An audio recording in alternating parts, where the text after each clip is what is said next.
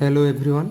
তো আমরা লাস্ট ক্লাসে ইরেশনাল নাম্বার সম্বন্ধে কিছু দেখেছিলাম, ইরেশনাল নাম্বারের ডেফিনেশন এবং প্রপার্টি নিয়ে প্রপার্টিস কিছু দেখেছিলাম, অর্থাৎ কিছু ধর্মাবলী নিয়ে আলোচনা করেছিলাম। তো আজকের ভিডিওতে আমরা দেখব কি ইরেশনাল নাম্বারকে কীভাবে সংখ্যারেখার উপরে বসানো যায়। ঠিক আছে, যেমন আমরা মূলদ সংখ্যাকে যেমন সংখ্যারেখার উপর প্রকাশ করা যায়, সমস্ত ধরনের মূলদ সংখ্যাকে সেভাবেই কি অমূলদ সংখ্যাগুলিকেও সংখ্যারেখা আমরা প্রকাশ করতে পারি। ঠিক আছে, তো অমূলদ সংখ্যা বলতে কোনগুলো আমরা জানি, যে দেখেছিলাম অমূলদ সংখ্যা হচ্ছে, অমূলদ সংখ্যা বলবো একে যখন একে পি বাই কিউ আকারে লেখা যায় না, যেখানে পি কিউ হচ্ছে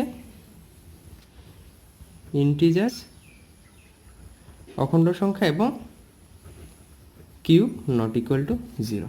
ঠিক আছে, তো আমরা দেখব এই অমূলদ সংখ্যাগুলিকে কীভাবে সংখ্যারেখার উপর প্রকাশ করা যায়। ঠিক আছে, geometrical representation of irrational numbers on number line. তো তার আগে আমাদের খুবই বিখ্যাত এক উপপাদ্য বা এক সূত্র মনে করতে পারো, উপপাদ্য সম্বন্ধে আমরা একটু মনে করে নেব। সবাই জানো আশা করি, সেটা হচ্ছে পিথাগোরাসের উপপাদ্য। ঠিক আছে, অর্থাৎ কি পাইথাগোরাস থিওরেম।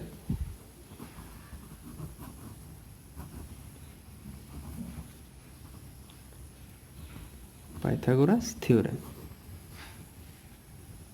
অর্থাৎ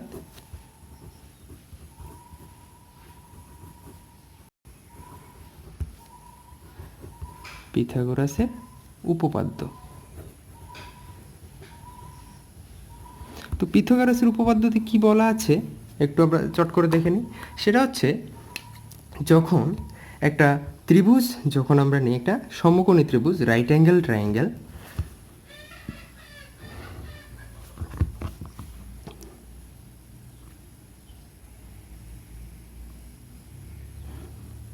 একটা রাইট অ্যাঙ্গেল ট্রায়াঙ্গেল যখন নিই এবিসি,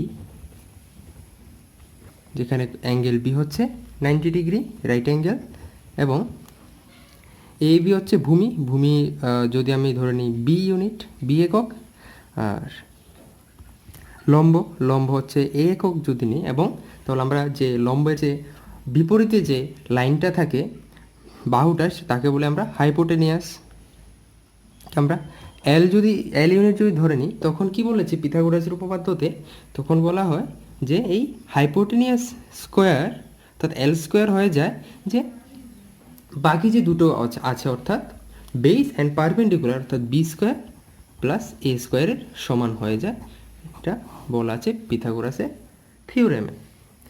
ঠিক আছে, তো এই পিথাগোরাসের থিওরেম থেকেই আসলে যে অমূলদ সংখ্যার আবিষ্কার হয়েছে। তার আগে জানা হতো কি সমস্ত সংখ্যাই, যত ধরনের সংখ্যা আছে বাস্তবে সমস্ত সংখ্যা মূলদ সংখ্যা। কিন্তু যখন আমরা এই থিওরেমটা যখন আমরা দেখো এখানে যদি আমরা যে সমকোণ সংলগ্ন যে বাহু দুটো আছে, যে সাইড দুটো, এখানে সবগুলোর যদি বি ইকুয়াল টু যদি 1 ইউনিট হয়ে যায় এবং পারপেন্ডিকুলারও যদি 1 ইউনিট হয়ে যায়, তখন হাইপোটেনিয়াস কি হয়? তখন hypotenuse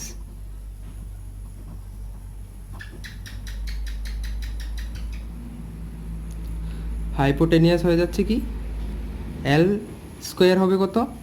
B square plus A square, মানে 1 square plus 1 square, that's equal two 2 square, sorry 2। তাহলে কি হয়? তাহলে এল ইকুয়াল টু কত হয়? √2। কিন্তু দেখো এই √2 হচ্ছে কি অমূলদ সংখ্যা। যখন আমরা এখান থেকেই আসলে এই √2 থেকেই আবিষ্কার হয়েছে অমূলদ সংখ্যার। তাহলে কি আমরা পেয়ে গেলাম অমূলদ সংখ্যা কীভাবে আসলো এখান থেকেই। এসব নিয়ে অনেক ধরনের তর্ক বিতর্ক আছে, তো এগুলো নিয়ে আপাতত আলোচনা করব না। খুব সুন্দর গল্প আছে, ইতিহাস। তো চলো আমরা দেখি। ঠিক এইভাবেই পিথাগোরাসের সূত্র ব্যবহার করে আমরা দেখব কিভাবে সংখ্যারেখার উপর অমূলদ সংখ্যাকে প্রকাশ করা হয়। ঠিক আছে, চলো আমরা শুরু করব √2 থেকেই। √2কে কীভাবে সংখ্যারেখার উপর আমরা প্রকাশ করতে পারি।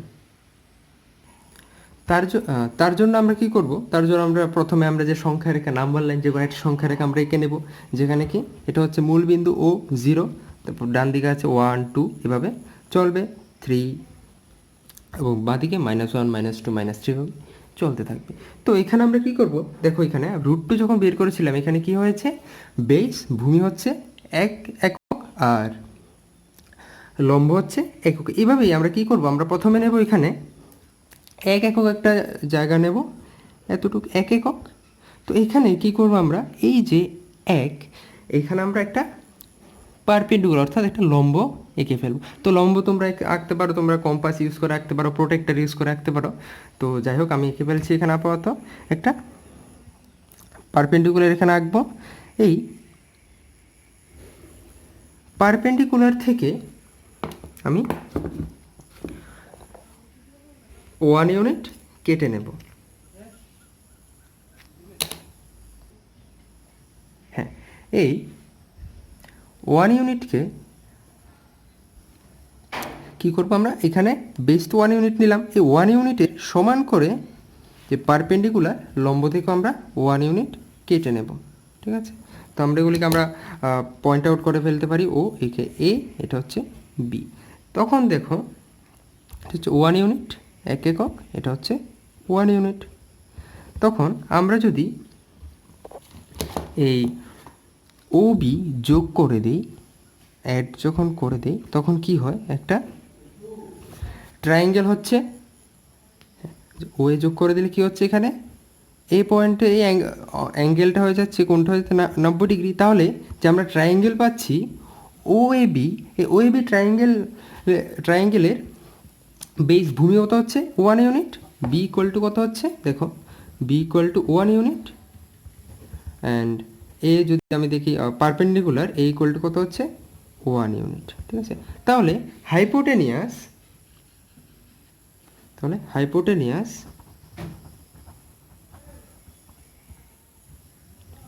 অর্থাৎ কি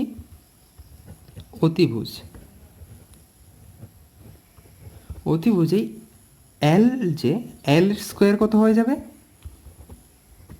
এল স্কোয়ার হয়ে যাবে পাইথাগোরাস থিওরেম থেকে কি বলতে পারি, B square plus A square that's equal to 1 square plus 1 square that's equal 2। তাহলে এল স্কোয়ার হয়ে যাচ্ছে 2, তাহলে সো এল ইকুয়াল টু কত হবে, √2। অর্থাৎ আমরা কি পাচ্ছি দেখো, তাহলে কি এল মানে কি অতিভুজ, এখানে √2 হচ্ছে মানে ও বি যে লেন্থটা এটা হচ্ছে √2 একক, √2 ইউনিট। তো আমরা পেয়ে গেলাম √2 ইউনিটটা। তা আমরা কি করতে হবে, এই √2 ইউনিটকে আমার সংখ্যা রেখার উপরে, দেখতো খেয়াল করে এটা কিন্তু সংখ্যা রেখার উপরে এখন নেই, তাহলে সংখ্যা রেখার উপরে রাখার জন্য আমরা কি করতে হবে, জাস্ট এখান থেকে কি √2 আমরা কম্পাস দিয়ে আমরা মেপে নেব √2 এই ইউনিটটা। তো তখন এখান থেকে একটা আর্ক অর্থাৎ বৃত্তচাপ আমরা নাম্বার লাইনে কেটে দেব। তাহলে এটা কি পয়েন্ট হচ্ছে দাঁড়াচ্ছে, এই পয়েন্টটা দাঁড়াচ্ছে, মনে করি এটার নাম দিয়ে আমি পি। এই যে ওপি যে লেন্থটা আমরা পাচ্ছি, এই লেন্থটা কি, এই লেন্থটা হচ্ছে √2। ঠিক আছে, এই ওপি লেন্থটা হয়ে যাচ্ছে √2। তাহলে কি সুন্দর আমরা পেয়ে গেলাম √2 নাম্বার লাইনে। এইভাবেই দেখো √3কে আমরা কিভাবে প্রকাশ করতে পারি, দেখো যদি আমরা √3কে দেখো, √3কে আমরা লিখতে পারি √2 + 1 that's equal two √2 square plus 1 square. অর্থাৎ আমরা কি পাচ্ছি এখানে, যদি পাইথাগোরাস থিওরেম থেকে কি পাচ্ছি, √3 হয়ে যাচ্ছে যখন এখানে ভূমি অর্থাৎ বেস যখন √2 ইউনিট হয় অ্যান্ড পারপেন্ডিকুলার যখন 1 ইউনিট হয়, তখন আমরা পেয়ে যাই কি √3 আমরা পেয়ে যাই। তাহলে দেখো আমরা এখানে √2 আমরা পেয়েছি এখানে।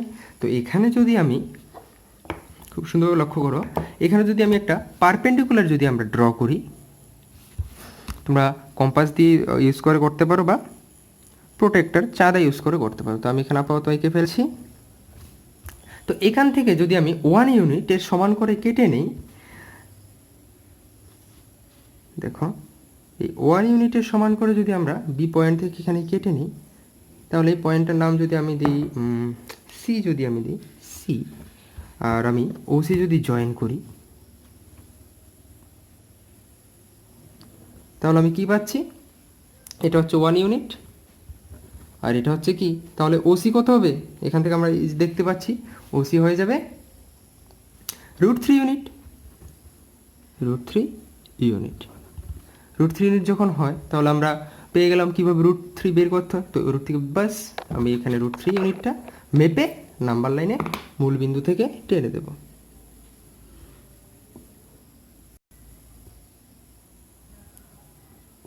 ঠিক আছে, তো এখানে নাম্বার লাইনে আমি টেনে দিচ্ছি। তাহলে এটা নাম আমি পয়েন্টের নাম দিয়ে দিতে পারি কিউ। সো কিউ হচ্ছে আমার কি √3 ইউনিট, আর পি হচ্ছে আমার √2। ঠিক আছে, তো এইভাবেই আমরা বিভিন্ন রকমের রাখতে পারি। সেটা হচ্ছে আমরা তারপর √3 আর √2 ইউজ করে আমরা করতে পারি। √5 আঁকতে পারি আমরা, যেমন যদি আমরা করি এখানে √5 যদি দেখি, দেখো √5 ইকুয়াল টু কত হবে, √3 square plus √2 square, that is base যদি আমার √3 হয় আর পারপেন্ডিকুলার লম্ব যদি আমার √2 হয় বের হয়। তাহলে এইভাবে আমরা আঁকতে পারি তোমার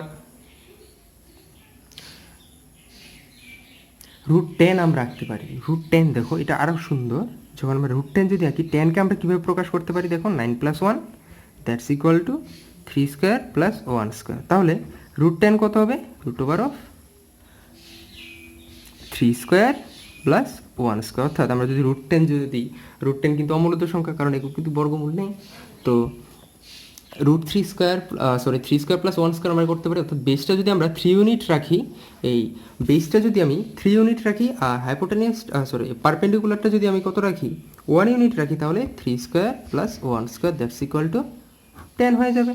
সো রুট যদি করে ফেলি √10 হয়ে যায়। ঠিক আছে, তো আমরা যে কোনো ধরনের এমন যদি কিছু থাকে রুট, তাহলে আমরা খুব সুন্দরভাবে পেয়ে যাই পাইথাগোরাস থিওরেম। এখানে পাইথাগোরাস থিওরেমে খুব সুন্দর অ্যাপ্লিকেশন আমরা পাচ্ছি। এইবার যদি তোমাকে বলা হয় একটা এক্সাম্পল, ধরো 4.3, ঠিক আছে, তো তা আমি কিভাবে বের করব, চলো দেখি।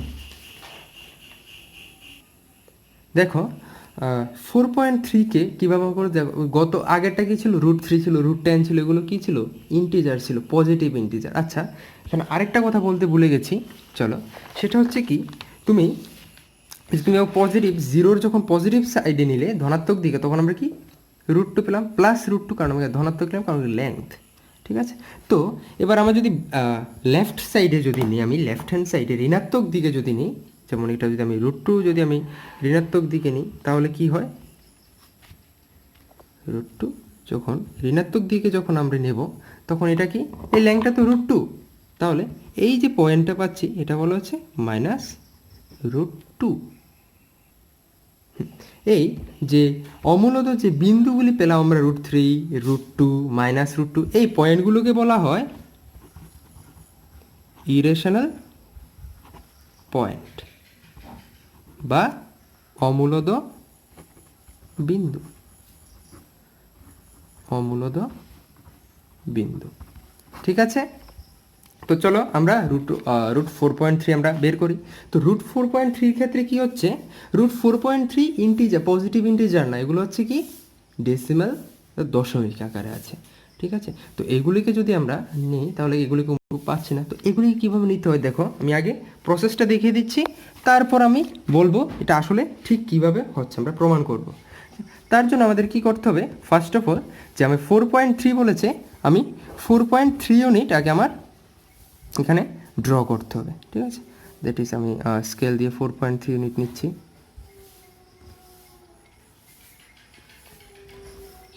0 থেকে 4.3, ঠিক আছে, তো তোমরা ভালোভাবে নেবে 4.3। তো এটা হচ্ছে এ বি, যদি আমরা নাম দিয়ে দিই এ বি হচ্ছে 4.3। এবার আমরা কি করব, আমরা এখানে আরও 1 ইউনিট এক্সটেন্ড করব, সেটা হচ্ছে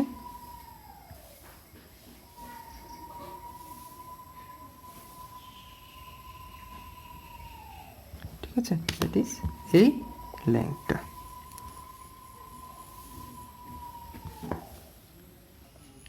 তাহলে কি আমি থেকে যদি সি পয়েন্ট দিই, তাহলে এই বিসি হচ্ছে 1 ইউনিট। ঠিক আছে, এবার আমরা কি করব, এই এসিকে আমরা পারপেন্ডিকুলারলি বাইসেক্ট করব। তো আমরা কিভাবে করি এসিকে পারপেন্ডিকুলারলি বাইসেক্ট, জাস্ট এসির অর্ধেকের থেকে বেশি মনে করে আর কে নেব উপর নিচ, তারপর কি করব আমরা সি পয়েন্ট থেকে সেম রেডিয়াস নিয়ে আরেকটা আর্ক নিয়ে দেবো উপর নিচ, তারপর এগুলো আমরা জাস্ট জয়েন করে দেবো। ঠিক আছে, তোমরা পেন্সিল ইউজ করতে পারো, তো আমি তোমার যাতে ক্লিয়ার হয় ছবিটা সেই জন্য আমি এখানে পেন ইউজ করছি, তোমরা পেন্সিল ইউজ করবে। তো আমি যখন জয়েন করে দিই, যে মিড পয়েন্টটা চলে আসছে সেটা হচ্ছে কি, দেখো কোথায় আসছে এটা, তো এটা হচ্ছে আমাদের মিড পয়েন্ট ও। তো তারপর কি হয়, ও আমরা মিড পয়েন্ট পেয়ে গেলাম, তখন আমরা এই ওকে রেডিয়াস, ও একে রেডিয়াস আমরা হিসেব করে একটা হাফ সার্কেল ড্র করব। ঠিক আছে, যখন আমরা একটা হাফ সার্কেল যখন ড্র করি, কি হচ্ছে, এটা হাফ সার্কেল ড্র করলাম। এবার কি হয়, হাফ সার্কেলটা এবার আমরা করব কি, যে বি পয়েন্টটা ছিল 4.3, তো সেটা হচ্ছে এই বি পয়েন্টকে ধরে আমরা একটা পারপেন্ডিকুলার ড্র করব। ঠিক আছে, তো পারপেন্ডিকুলার যখন আমরা ড্র করি, দেখো এই পারপেন্ডিকুলারটা যে ওই হাফ সার্কেলটাকে অর্ধবৃত্তটিকে একটা পয়েন্টে ইন্টারসেক্ট করছে, সেটাকে আমরা ডি নাম দিয়ে দিতে পারি, এই ইন্টারসেক্ট পয়েন্ট। ঠিক আছে, এই যে এই বিডি যে লেংথটা, সেটাই হচ্ছে তোমার 4.3। খুবই মজাদার ব্যাপার কিন্তু এই যে কনস্ট্রাকশনটা বা এই ড্রয়িংটা, কারণ দেখো এই বিডি হচ্ছে √4.3। কীভাবে সেটা আমরা চলো একটু প্রমাণ করে দেখি। তার জন্য আমরা কি করব, ওডিটা আমরা জয়েন করব।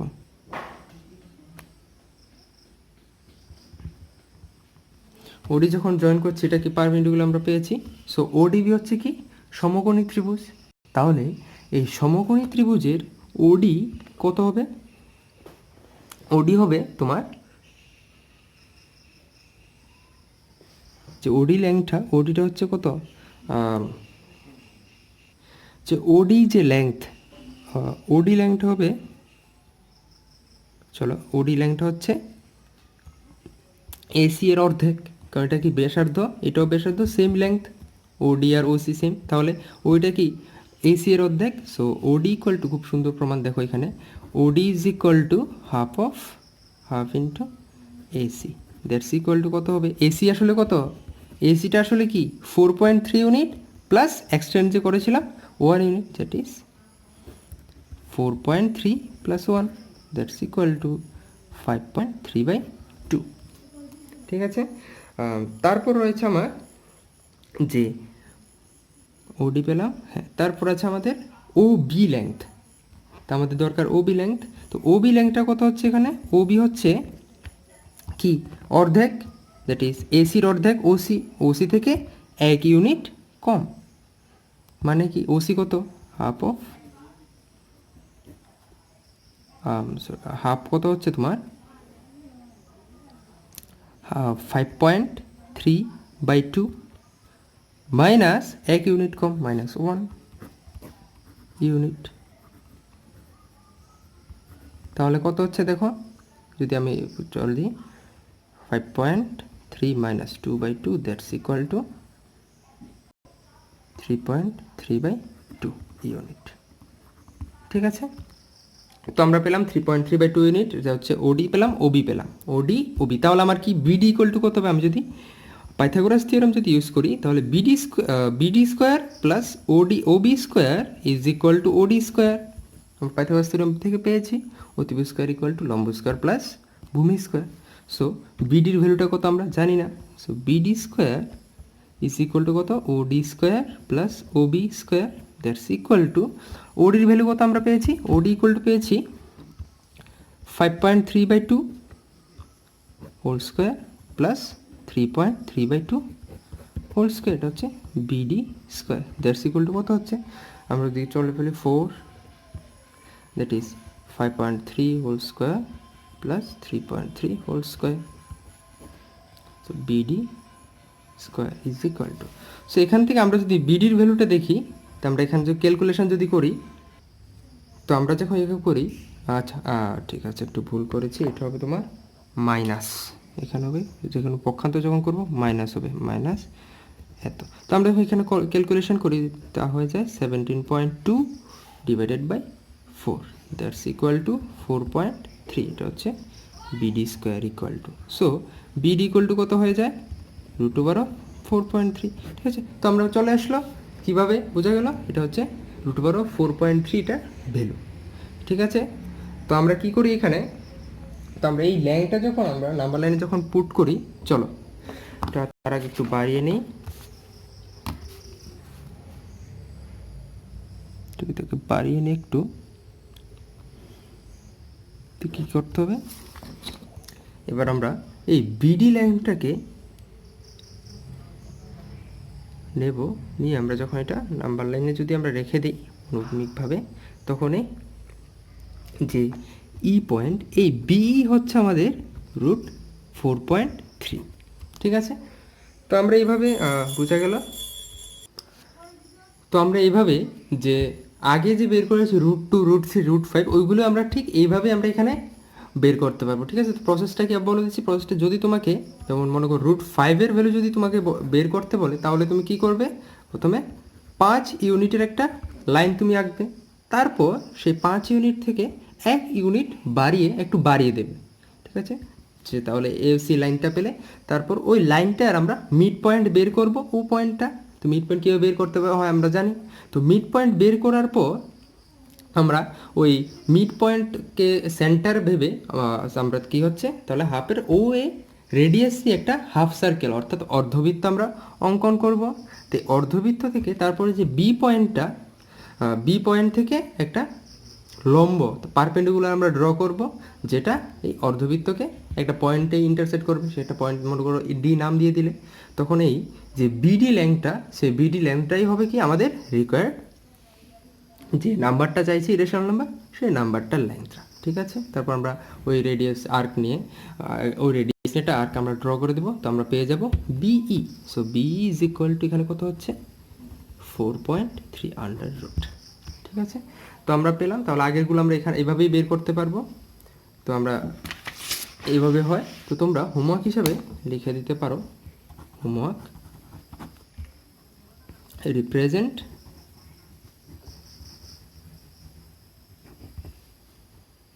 √5, √10, √17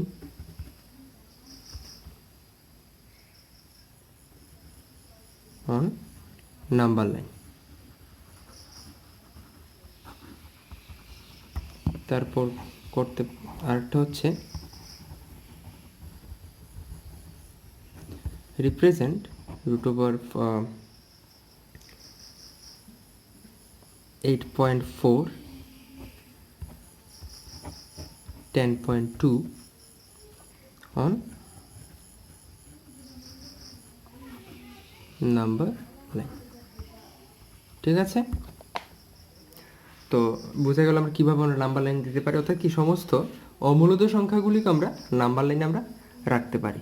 ঠিক আছে, তো আজকে এখানেই থাক, বাই।